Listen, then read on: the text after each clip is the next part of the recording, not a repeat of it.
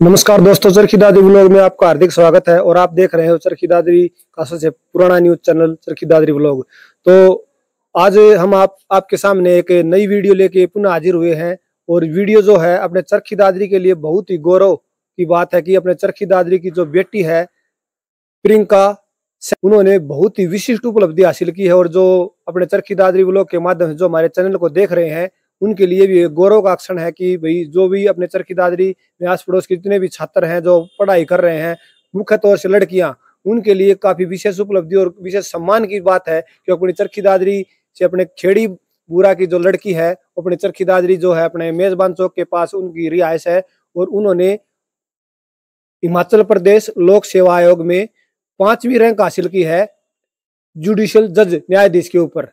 तो न्यायाधीश के पद के ऊपर वो कार्यरत हुई हैं और अभी ये हमारे लिए बड़ी गौरव के क्षण की बात है कि भाई जो भी अपने चरखी दादरी व्लॉग के माध्यम से जो हमारे वीडियो को देख रहे हैं, मुख्य तौर से लड़कियों के लिए काफी विशेष उपलब्धि की बात है क्योंकि मुख्य तौर से 5वीं रैंक हासिल करना कोई एक बड़ी विशेष उपलब्धि होती है। तो हम वहाँ पे एक जो उनका जो रिहाइश है वहाँ पे एकत्रित हुए हैं कि भाई ये देख सकते हैं कि जो ये पुराना घर है, उनका जो पुश्तैनी घर 7-8 साल से यहाँ पे रह रहे हैं। तो इन्होंने बहुत ही विशिष्ट उपलब्धि हासिल की है। तो सीधे अंदर उनके पिताजी से श्री राजेश कुमार जी मुख्य तौर से लाइनमैन के पद पर कार्यरत है। उनकी माताजी श्रीमती रीना सांगवान वो पीआरटी टीचर्स के पद पर कार्यरत है और उनके जो छोटे भाई है वो 10th क्लास में पढ़ते हैं और उनके चाचाजी श्री धर्मवीर जी, उनकी भी एक शॉप की दुकान है, यानी कि एक छोटे दुकानदार है। तो इतने मध्यम वर्गीय परिवार में एक विशिष्ट उपलब्धि हासिल करना विशेष एक गौरव क्षण की बात है। तो सीधे अंदर की तरफ गुड़िया से बात करेंगे कि और उन्होंने ये हासिल करने की कोशिश करेंगे कि भाई उन्होंने ये विशिष्ट उपलब्धि कितने समय में कितने इतनी कम उम्र में जो हासिल की है वो कितने समय से तैयारी कर रही थी। तो अंदर की तरफ देखेंगे।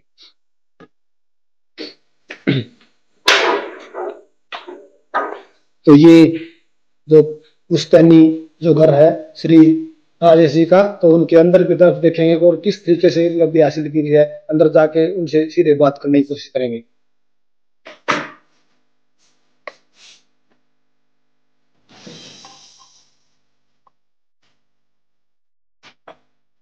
नमस्कार जी, चरखी दादरी व्लॉग में आपका हार्दिक स्वागत है। नमस्ते sir, thank you very much. क्या नाम है, नाम बताएं। सर मेरा नाम प्रियंका है और मेरे फादर का नाम है श्री राजेश कुमार और मैं खेड़ीबुरा गांव से बिलोंग करती हूँ और हम रेजिडेंस चरखी दादरी में ही कर रहे हैं। आप बढ़िया। तो सबसे जरूरी बात है कि भाई हम काम के ऊपर आते हैं कि भाई आपने बहुत ही कम समय में जुडिशियल जज न्यायाधीश के ऊपर आप कार्यरत हुई है और 5वीं रैंक हासिल करना विशेष तौर से बहुत ही सम्मान और विशेष उपलब्धि की बात है।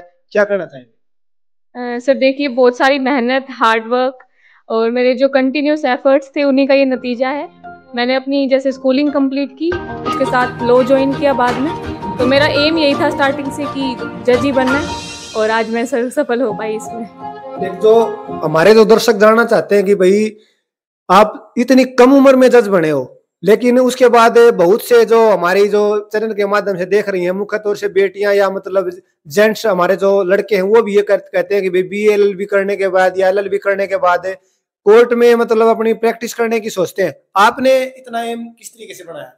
सर लॉ, मैंने आपको बताया जैसे लॉ ज्वाइन करना मेरा मोटिव यही था कि जज ही बनना है।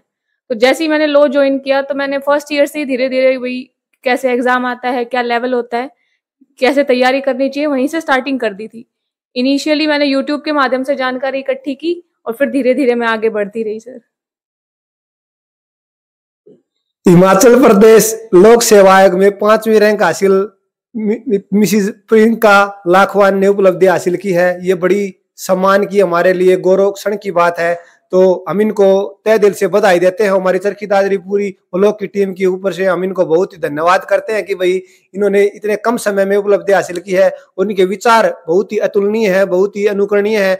मुख्य तौर से गांव की जो बेटियां और जो मध्यम वर्गीय परिवार से बिलोंग करती हैं और जो हमारे चैनल के माध्यम से देख रही है, उनको भी मतलब ये एक विशेष तौर से सलाह है कि भाई इतनी अच्छी सोच होने के बाद वे भी अपनी विशेष उपलब्धि हासिल कर सकती हैं। तो हमारा जो नेक्स्ट क्वेश्चन है वो आपसे हम ये जानना चाहते हैं कि भाई ये जो प्रेरणा है इतनी कम उम्र में अब भाई न्यायाधीश के ऊपर ही मतलब कार्यरत होना, न्यायाधीश के पद के ऊपर ही सेवा करनी है, किसने सलाह दिया? सर सलाह तो जैसे मेरी फैमिली में कोई लीगल बैकग्राउंड नहीं है, तो सलाह तो मुझे ऐसे कभी नहीं मिली। मैंने जैसे यूट्यूब पे अलग अलग प्रोफेशंस के बारे में जानकारी इकट्ठी की और फिर तब मुझे पता चला कि एक जुडिशियल ऑफिसर की पोस्ट होती है, जो जैसे आप अपॉइंट होते हैं एज ए जज, मैजिस्ट्रेट बनते हैं।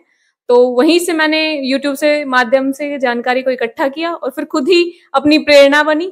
और माँ बाप को जो विश्वास था कि मैं सफलता हासिल करूंगी, वो तो सर मेरे लिए मोटिवेशन था ही शुरू से। तो मैंने उसी को आगे ध्यान में रखते हुए इस पोस्ट को अचीव किया। इस सेवा के ऊपर सबसे ज्यादा अहम मुद्दा, अहम रोल किसको मानते हो? सर सबसे पहले तो एक गाइडेंस जरूरी होती है किसी भी एग्जाम की तैयारी के लिए। तो जो मेरे शिक्षक हैं, हालांकि मैं सभी शिक्षकों से ऑनलाइन के माध्यम से ही जुड़ी, तो वो मेरे सबसे पहली प्रेरणा मेरे शिक्षक हैं। मेरे माता पिता भी हैं जिन्होंने मुझे इस काबिल बनाया, मेरा सपोर्ट किया, मुझे शिक्षा के हर माध्यम से रूबरू करवाया। और फिर सर अंतिम तो मेरे खुद के प्रयास भी हैं कि मैं बीच में रुकी नहीं और इतनी कम उम्र में हासिल करने का जो आप कह रहे थे कि इतनी कम उम्र में हासिल किया, तो उसके पीछे मेरे लगातार जो मैंने 5 साल तैयारी की, शुरू से ही अपने आप को मोटिवेटेड रखा, उसी का नतीजा है सर ये। अभी आप मेरी नॉलेज में 23 साल के हुए हो। हाँ जी सर। तो 5 साल तो ये मान के चलो पढ़ाई में ही आपने लगा दिए, उसके बाद 2 साल आपने तैयारी करी। तो सबसे जरूरी बात ये है कि भाई आपने इतने कम समय में, यानी कि आपने कभी ये सोचा था कि भाई मैं फर्स्ट अटेम्प्ट में नहीं कर पाऊंगी या मतलब नेक्स्ट इवेंट्स नेक्स्ट टाइम हो जाएगा? तो इसके बारे में बताएं एक बार। सर फर्स्ट अटेम्प्ट तो देखो बहुत मुझे लगा नहीं था कि फर्स्ट अटेम्प्ट में हो जाएगा, क्योंकि कई बच्चे 3-3 अटेम्प्ट देते हैं, 4 भी देते हैं, वो भी किसी स्टेज पे नहीं कर पाते सक्सीड।